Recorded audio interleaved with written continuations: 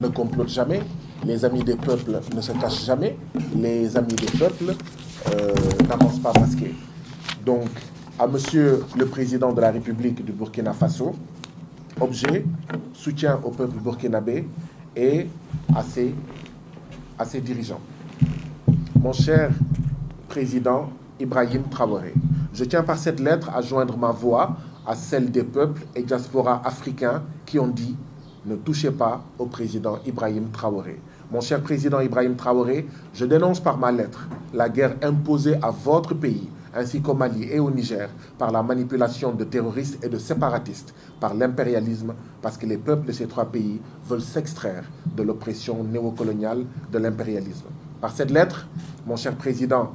Ibrahim Traoré, je dis que je fais la différence entre des militaires manipulés par l'impérialisme contre leur peuple et des militaires qui font aboutir la mobilisation des peuples contre des régimes néocoloniaux. L'impérialisme a soutenu des putschs et juntes de militaires au service de ses intérêts aux quatre coins du monde et a l'outrecuidance de dire au peuple de ne pas soutenir des militaires qui parachèvent les mobilisations de leur peuple, qui veulent l'indépendance réelle, la souveraineté de leur pays et leur sortie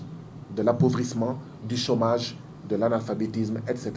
Ce fut le cas du camarade Thomas Sankara, précurseur africain du prolongement des luttes populaires par la fraction militaire du peuple burkinabé. Mon cher président Ibrahim Traoré, cette hypocrite duplicité des impérialistes et de leurs médias ne passera pas. En réalité, depuis l'assassinat du héros martyr Sankara, le peuple burkinabé a mis un terme à des décennies de putsch néocolonial dirigés par des juntes civiles valets de l'impérialisme. Mon cher président Ibrahim Traoré, je conclus ma lettre que j'espère pouvoir terminer devant vous un de ces jours en formulant mes vœux de victoire de la seconde phase de libération anti-néocoloniale africaine en cours au Burkina Faso comme au Mali, au Niger et au Sénégal. Mes prières et mes encouragements accompagnent le brave peuple du pays des hommes intègres, Guy Marius Sagna, africain du Sénégal. Alors, je ne sais pas si j'essaie de traduire en Wolof ce que je viens de dire, avant peut-être de donner la parole à celui qui nous a accueillis, son Excellence, Monsieur l'ambassadeur Seydou Maïga, s'il a des mots à dire, et ou donner la parole aux journalistes qui sont ici présents, s'ils ont des questions à poser. Je ne sais pas quelle est la meilleure formule. Est-ce que j'enchaîne avec une synthèse en Wolof? C'est bon? D'accord. Kon mbokk yi ñu ngi leen di nuyu yéen ñëpp ci seen tur ak seen sant di am mbégte loolu di wax ak yéen fii tey ndaxte fii mooy màkkaanu askanu Burkina Faso fii mooy màkkaanu ambassadu réew bi ñuy woowee Burkina Faso waa Burkina Faso nekk suñuy mbokk nekk suñuy xarit nekk suñuy dëkkandoor ma sàkk woon ci ki nga xam ne moo jiite ambassade bi muy son excellence ambassadeur Seydou Maïga mi nga xam ne moo toog sama wet fan yële passé ci ne dama bëggoon doxantu ci fii pour nuyu si ko pour waxtaan ak moom pour sargal ko waaye itam pour wax ca kaw a kaw ànd bi ma ànd ak askanu Burkina Faso ci xeex bi nga xam ne ñu ngi koy xeex ay at a ngi ngir génn ci nooteel bi nga xam ne borom doole yi nekk ci àddina bi te ñu leen di woowee impérialiste ñuy noot askan yi ñuy noot ñoom seeni askan waaye noot itam suñu askan ñun ñii nga xam ne ñoo nekk fii ci Afrique donc samay tànku jàmm la samay tànk mbokk la samay tànku ñëw dooleel xeex bi nga xam ne askanu Burkina Faso mu ngi koy xeex ngir moom boppam fii ci Sénégal ci atum 1950 dañ doon wax moom sa réew ba tey jii nii ñu ngi wax moom sa réew waa Burkina Faso tamit askan wa dañoo ne ñoom dañoo bëgg moom seen réew ndaxte kat la fa am mooy ay borom doole ki ci jiitu nekk France jàppoon ne Burkina Faso Sénégal Mali Niger Côte d'Ivoire Bénin Togo ak ñoom seen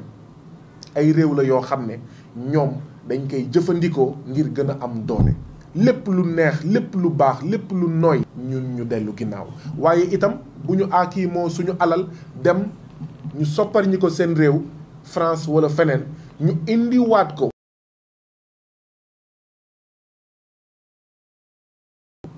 bu ñu bëggee ndugg ñoom ñu ñëw ndugg jël lépp lu fi baax tonni yóbbu waaye itam bu ñu bëggee jaay ñun dañu jàppee ni marché ni askanu Burkina Faso comme yeneen askan ne ñoom bëggatuñu nekk luuma France bëggatuñu nekk luuma benn réew ci àddina bi ndaxte ñoom dañoo bëgg seen réew nekk seen luuma bopp dañoo bëgg mu jëriñ d'abord mu njëkk jëriñ askanu Burkina Faso balaa moo jëriñ keneen waaye Burkina Faso mënul jëriñ France mënul jëriñ États-Unis mënul jëriñ yeneen réew yi am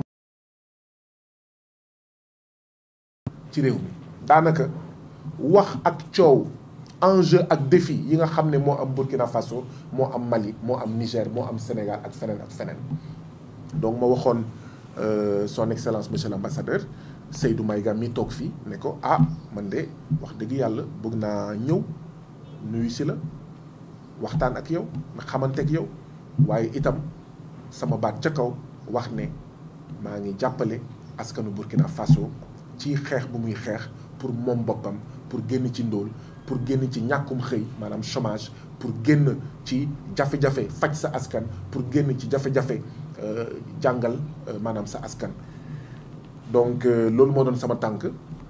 ambassadeur son excellence Seydou Maïga yombal ma ko loolu jamono bi ma ko woowee mu waxoon ma ne day tukki waaye bu ñibbisee dafa waroon am fu muy dem fële ca Kédougou waaye bu ñibbisee dina am mbégte loolu maanaam dalal ma bés boobu nag tey la egsi may gërëm bu baax a baax ki nga xam ne mooy son excellence ambassadeur Seydou Maïga ci dalal bi ma dalal ma jébbal ko nag ab bataaxal boo xam ne maa ngi ko bind ngir askanu Burkina Faso waaye tamit bind ko ngir ki nga xam ne mooy président Ibrahim Traoré bataaxal bi nag li ma ci wax maanaam bëriwul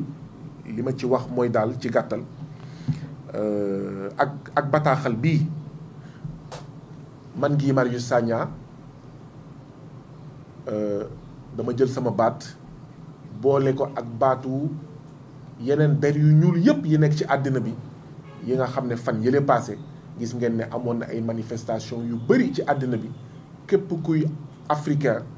képp ku bokk ci diaspora africaine amaloon nga ko ngir ne président Ibrahim Traoré nekk président Burkina Faso bu ko kenn laal bu ko kenn jege bu ko kenn faat bu ko kenn def naka su dul noonu ndaxte suñu président la ndaxte ñun lay waxal